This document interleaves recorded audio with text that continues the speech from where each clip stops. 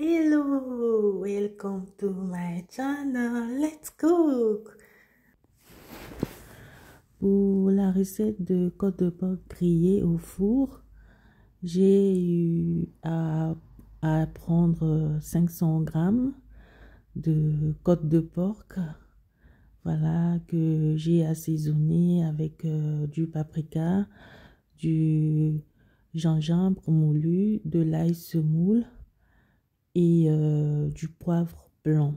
Donc je mélange tout pour que les épices soient imprégnées, voilà, que la viande s'imprègne des épices. Et après avoir fini de mélanger, je vais couvrir ça et je vais le mettre dans le frigo, enfin je vais le mettre au frigo, pardon. Je vais le laisser reposer pendant 30 minutes, voire 1 heure. Ensuite, je vais le mettre dans ma poêle. Je mets dans ma poêle et je vais le laisser mijoter jusqu'à obtenir une cuisson que je veux, quoi. Maximum 20 minutes, je vais le laisser mijoter tout en le retournant pour que la cuisson soit parfaite de tous les deux côtés. Donc là, c'est en train de mijoter. Voilà, j'ai ouvert pour retourner. J'ai enlevé le couvercle pour, j'ai retiré le couvercle pour retourner. Voilà. Et là, il est déjà presque cuit. Entre-temps, j'ai eu à réserver du poivron vert, une gousse d'ail et voilà. J'ai également mixé du céleri, les feuilles de céleri en branches. J'ai mixé avec de l'oignon. Là, je rajoute encore du poivre blanc et une gousse d'ail que j'ai mis. Je rajoute également les herbes de Provence. Voilà. Je vais bien mélanger ça pour ensuite enfourner dans toujours un petit morceau de cubord. C'est facultatif. Voilà, du piment également. Donc ce qui est rouge là-bas, c'est le piment. Je préfère mettre mon piment tout de suite pour que ça puisse cuire en même temps que la viande. Voilà, je vais encore bien mélanger.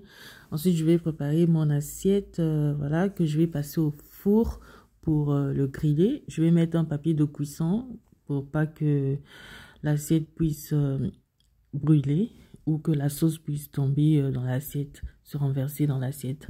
Voilà. Et là, c'est OK.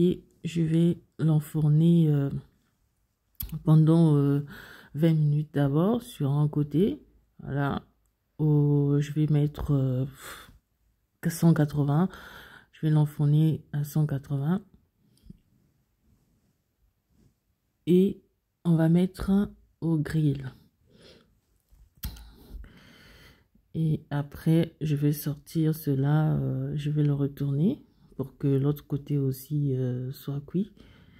Donc, il est impératif de cuire d'abord le bœuf, pardon, le porc avant de l'enfourner pour que l'eau puisse, vous puissiez retirer l'eau tranquillement, facilement. Donc là, la première partie de la viande, elle est cuite parfaitement, elle est bien grillée. Et donc, ce que je disais, j'avais réservé les oignons, poivron vert, pardon, et l'ail que je vais mettre dessus la viande. Donc là aussi, la deuxième partie, elle est cuite après avoir retourné. Enfin, elle est un peu, la deuxième partie est à moitié cuite. Donc là, je vais remettre ça dans le four. Mais sinon là, ceux qui aiment bien doré comme ça, ils peuvent déjà manger. Mais moi, j'aime quand c'est bien grillé et que ça croustille bien dans la bouche. Et je vais le remettre dans le four. Je vais remettre au four et 10 minutes, ce sera bon. Juste le temps que les légumes que j'ai versés dessus là puissent cuire un tout petit peu, mais cru comme ça aussi, c'est parfait, c'est bon. Voilà. Et c'est top, c'est top. Et moi, il me reste plus que à vous souhaiter une bonne dégustation. Donc là, je vais remettre au four. Voilà, 10 minutes maximum. Et c'est top. Donc voilà, là, j'ai mon résultat hyper croustillant, comme j'aime, comme ça cracote bien dans la bouche. Le verbe cracoter, je sais pas, ça se dit. Bon, écoutez, on se dit à une nouvelle vidéo. Voilà, bonne dégustation une fois de plus.